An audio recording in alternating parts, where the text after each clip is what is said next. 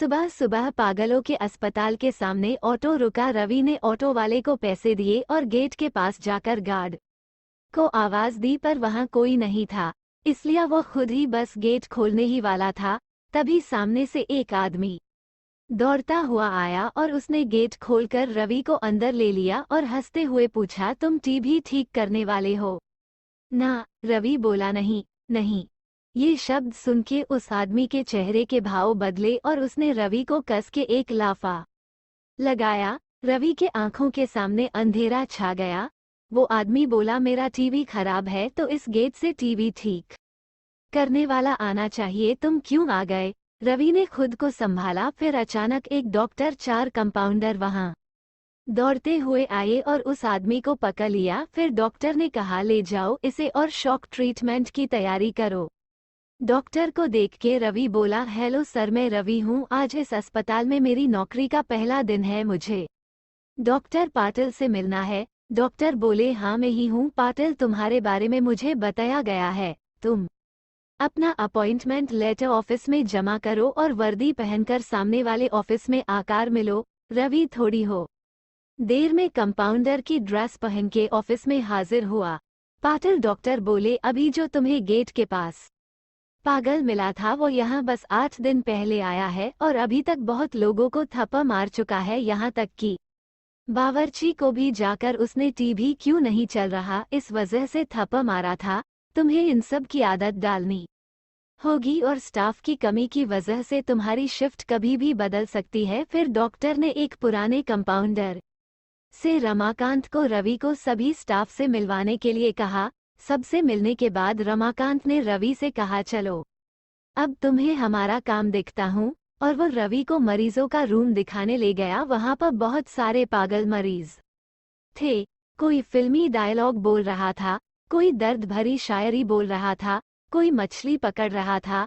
रमाकांत बोला, अब तुम्हें भी इन सबको झेलना होगा। सबसे पहचान करने के बाद रवि और रमाकांत दोनों अपने अपने काम में जुट गए। उसी दिन रवि को नाइट ड्यूटी मिली थी। रात को रवि पेशेंट के दवा पानी करने में व्यस्त था। जब रात के 12 बजने पर घंटी बजी तब उसने नोटिस किया कि सबके चेहरे पर अचानक डर सा दिखने लगा है। कुछ मरीज जो सो नहीं रहे थे वह भी दुबक के बैठ गए थे। रवि ने एक डॉक्टर से पूछा कि यहाँ पर सभी लोग डरे हुए क्यों लग रहे हैं? डॉक्टर बोले कि 12 बजे के बाद इस हॉस्पिटल में पुराने मरे हुए पागलों की प्रेत आत्माएं घूमती है, तुम भी संभल कर रहना, हो सके तो किसी के साथ रहना। पर रवि का भूत प्रेत पर विश्वास नहीं था। उस रात रवि अकेले ही टॉयलेट की ओर जा रहा था, तभी उसे अपने पीछे किसी के होने का एहसास हुआ, लेकिन जब उसने पीछे मुड़ के देखा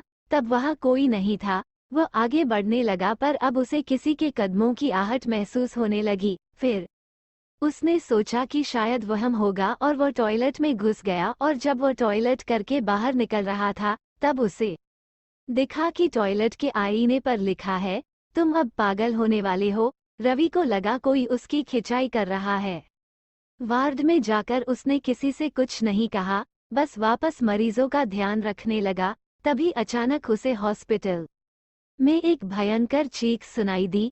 वार्ड से बाहर आकर रवि आवाज की दिशा में तेजी से दौड़ा। वह आवाज स्टोर रूम से आ रही थी। जब रवि स्टोर रूम के अंदर पहुंचा तब दरवाजे के पीछे छुपे एक पागल ने दरवाजा अंदर से बंद कर लिया और उसी दरवाजे की ओर मुंह करके खड़ा हो गया। रवि दरवाजा खोलने आगे बढ़ा तब उस पागल ने रवि को उठा के हवा में उछाल दिया और जमीन पर गिरने की वजह से रवि की पीठ में चोट लगी। उतने में ही उसे एक विचित्र हंसी सुनाई दी। वह पागल बोला, मैंने कहा था ना तुम पागल होने वाले हो। रवि गुस्से में बोला, अबे पागल आदमी, तुझे तो मैं शॉक दूंगा। पागल बोला, शॉक की वजह से ही तो मैं मारा था और अब मुझे शॉक से कोई डर नहीं लगता। इतना कह के उसने एक हाथ से रवि को कान से पकड़ा और अपने दूसरे हाथ लाइट का स्विच बोर्ड खोले उसमें डाल दिया और रवि को 440 वोल्ट का झटका लगा दिया। पूरा हॉस्पिटल रवि की आवाज से गूंज उठा। उसकी आवाज सुनकर हॉस्पिटल का स्टाफ स्टोर रूम का दरवाजा तोड़ के अंदर आया।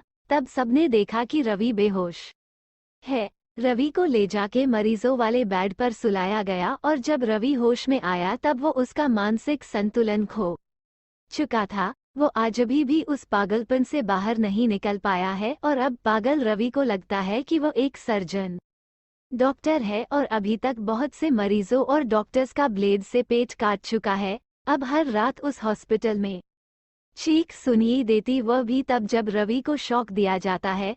कहानी अब समाप्त हुई।